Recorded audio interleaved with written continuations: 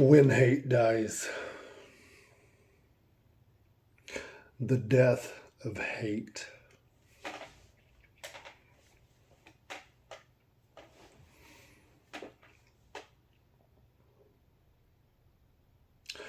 One thing that perpetuates hate is not getting a grudge, a resentment into some type of proper context is part of it. The other part is not healing from the wrong that the person experienced. When they don't heal from the wrong they experienced, because to heal from it, that means to disconnect from the situation or a situation where the harm was caused and have time to heal, which could take a little while. It could be anywhere from several weeks to a few months to a couple of years. And then along with that is figuring out how to forgive the situation. And then along with that is figuring out honestly,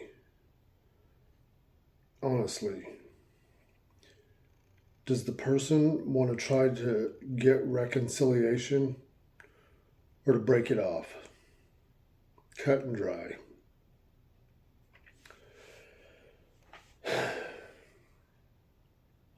These past 2 years, I've been working on some hate, because that's what it is. I'm not going to call it a resentment. I'm not going to call it a grudge. I'm going to call it for what it was. It's a little pocket of hate infection in my brain and in my heart. You know, I was looking at some of the notes, like some of the last final notes when it finally started giving way. This is some of the questions I asked myself. If I have refused to move into a full reconciliation when the offender is trying to amend past and present, but I hold them in the number one state of forgiveness, is basically where you're done. It's like you came to a place of neutrality. You don't wish any ill for them. You don't wish them to be punished. You've accepted the fact that the betrayal was a betrayal or the wrongdoing was a wrongdoing, whether it be individual instances or an ongoing thing, and it finally clicked that you're being done wrong. And anyways, that's what really clicked for me. It's like I come to that decision. It's like if the person, assuming that you're the one that was offended, and then the offender eventually finally snaps out of it, but it's too late. You're already done. You're already done. You already came to the place where it become neutral. See, once it gets to that place where it's neutral, where you honestly, where you're not numb to it, see, there's a difference. There's a fine line, and I think that's for an individual to figure out for themselves. So I'm not going to throw something out there and say, hey, this is what fits on everybody, because that ain't how it is. It really ain't. But if the person has waited too long and have jacked around too long, and you've stayed in the situation and you've expressed in so many ways,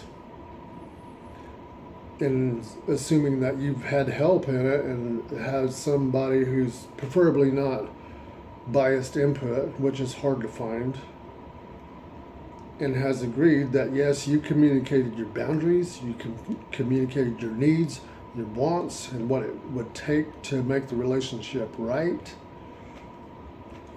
and it's still been a no-go. And it always starts out to where it's like they pretend like they're going to change, or not pretend, they act like they're going to change. They convince you sorta that they're sincere, but it's not long before they're up to the same crap again. They do you wrong again, do you wrong again. There's that kind. But anyways, you take that kind and you put that with some other kind of unforgiveness that's happened throughout the years. And of course, by now you realize I'm talking about long-standing relationships, whether it be man and his wife, wife to husband, or even a family member that you live with, or you all live together or whatever. And your values just don't match up. But most generally, when these kind of things happen, it's on the person that's being done wrong, because they probably have weak boundaries or unclarified boundaries or no boundaries at all in certain areas. I'd say that's the good thing about really getting your head and heart kicked in the dirt, so to speak, because at a certain point, you're going to figure it out. You're going to figure it out. Hey, there's certain things about myself I need to guard in a serious way. Certain things that just ain't up for grabs. It just ain't up for debate. It just ain't up. So whatever those things may be. So anyways, going back to what it's taken me just to get past the grudge. Because here's the thing. Whatever it might be, it can't stay stuck like that. It's got to be moved into forgiveness. And the kind of forgiveness I'm talking about is release. It's like where you cut the person loose, it's over, it's done. Erase no do-over. But guess what? You don't plan to have any contact with the person. That kind. That's what I'm talking about. Or it's extremely frequent. Maybe once every few years or several years. Or maybe you'll see them once in every 20 or 30 years. That kind. So anyways, what I'm talking about for me, I'm talking about the kind, what it took for me. I mean, I literally had to make a plan of action, a basic plan of what I wanted to get out of it, and then figure out how to even move into forgiveness and what it took for healing.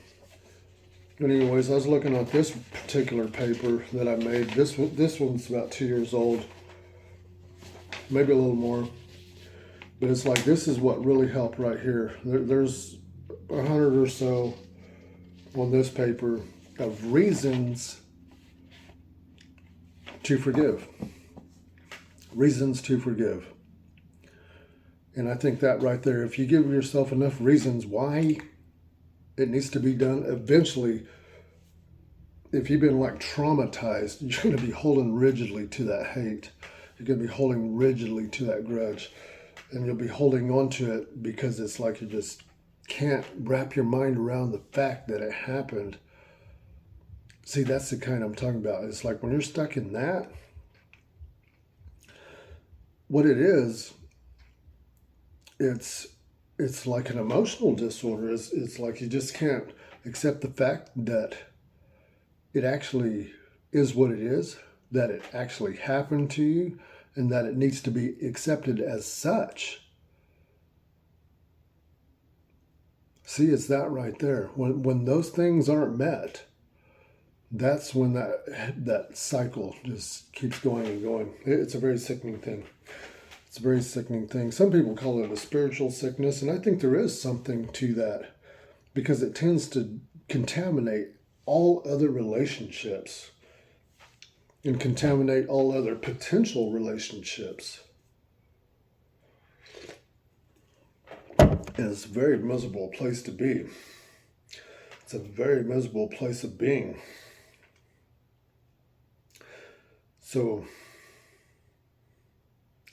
getting into just making enough reasons why, and eventually looking at those reasons of why to forgive, Because I think the biggest hurdle is like it's like this weird feeling deep down that is so strong that says, no, if you forgive, that's going to open the door to where it can happen again. And truth is, it does. But that's the thing. That's the what is it? The paradox.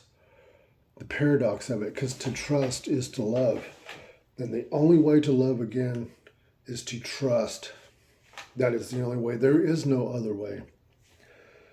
So it's like those feelings, they're real.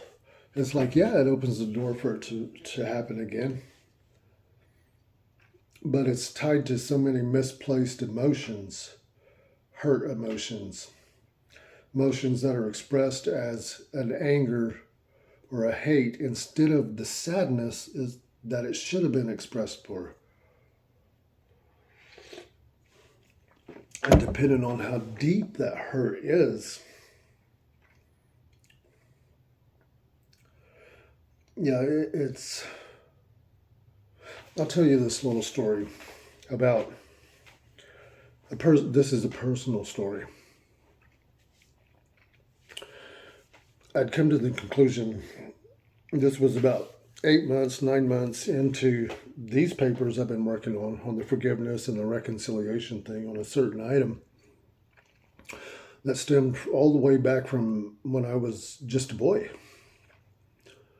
And I just couldn't get through it. But deep down, I had this like a revelation that I felt like if I could just kind of relive it again and express it for a sadness or a hurt or a pain like that, instead of expressing it with anger and hate, then I felt like then I could move on. And you know what? It turned out that it did. It actually did.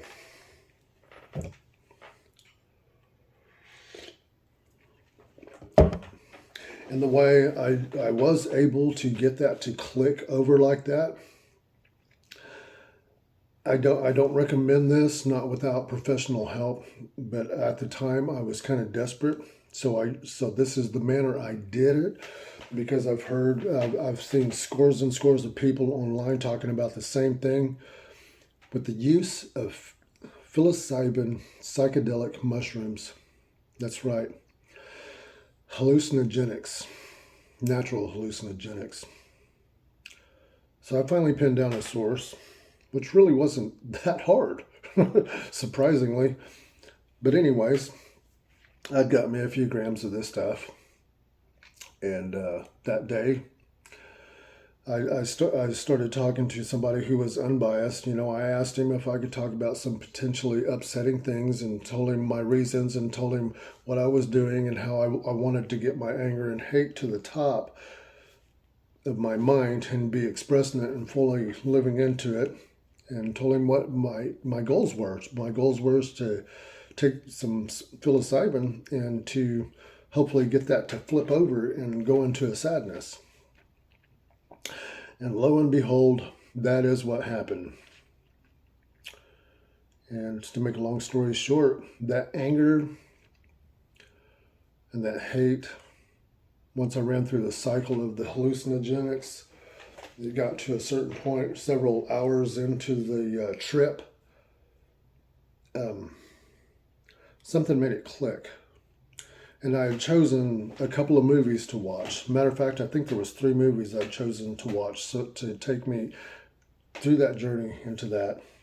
And yes, this was well thought out. It wasn't something I just did on a whim and thought, okay, you know what, this week I'm going to try this. No, I'd studied it for a few months to make sure that that's what I wanted to do and that's how I wanted to try it. But anyways, it finally did click over. And in this movie that I was watching, it was a movie from my childhood. I'd chosen a few movies from my childhood to try to link these things up. The first movie was, I can't remember whose edition of it was, but Alice in Wonderland. I know what you're thinking. That's so cliche. Psilocybin, hallucinogenics. Yeah. Alice in Wonderland. Alice in Wonderland, The Explorers, I think it was Steven Spielberg, about these kids that made alien contact and built a ship flying around space and stuff like that. That one. And then the third one, The Last Starfighter, about this teenage boy and his mother living in this trailer park, and he has alien contact also. But anyways, to make a long story short, in that third movie, finally, when I was watching that third movie, that's where it finally clicked. It finally clicked. I think it was in the scene where the kid, well, he wasn't a kid, he was like probably 17, 18 in the movie.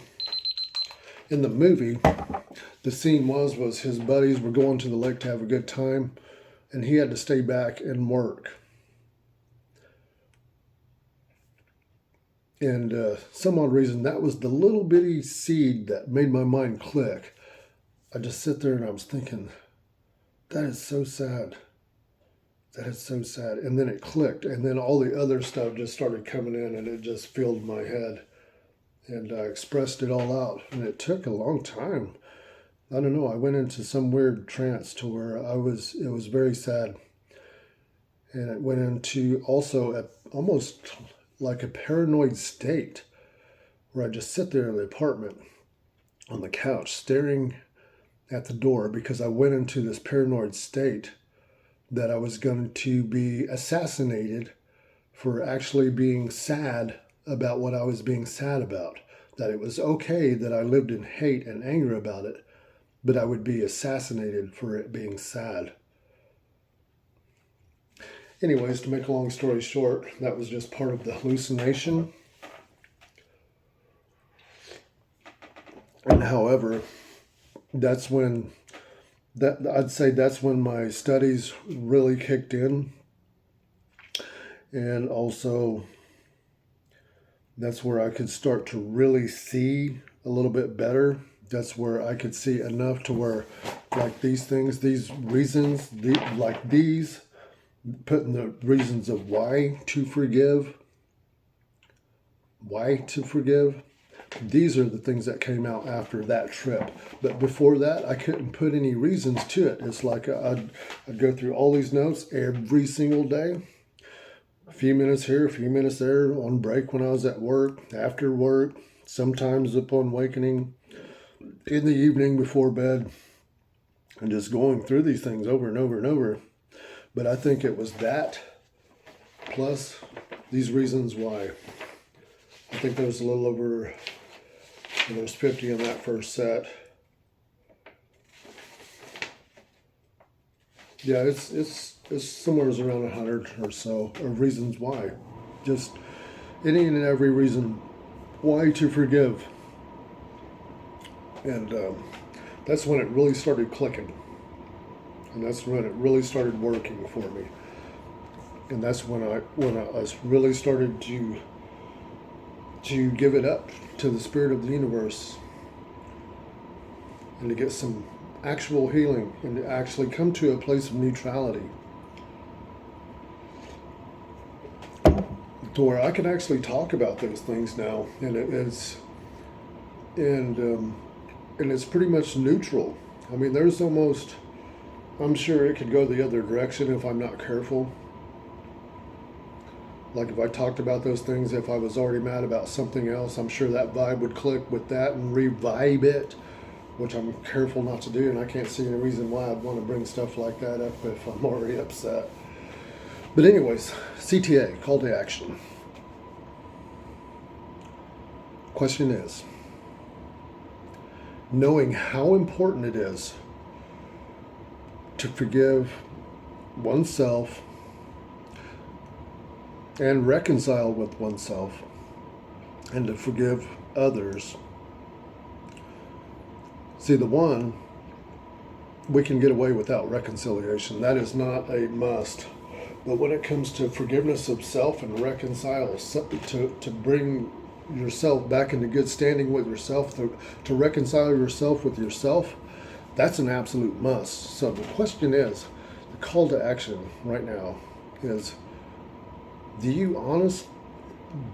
are you conscious and aware that these things are absolute must. They're not optional. Do you honestly comprehend this?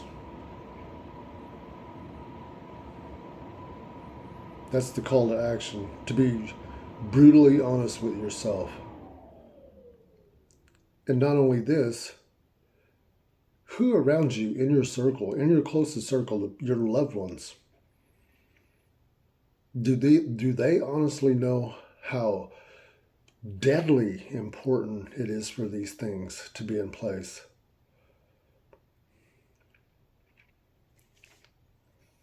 And if so, are they just naturally good at it? Or do they have a plan of procedure? Do they have a system in place? Can they articulate it? Can they verbalize it? Can you verbalize it? Can you articulate it with a handful of words, the processes you need to go through just to get it into the forgiveness part, and the possible stages of it, and the kinds of forgiveness? So that's the question. Anyways, have a good one. See you in the funny papers.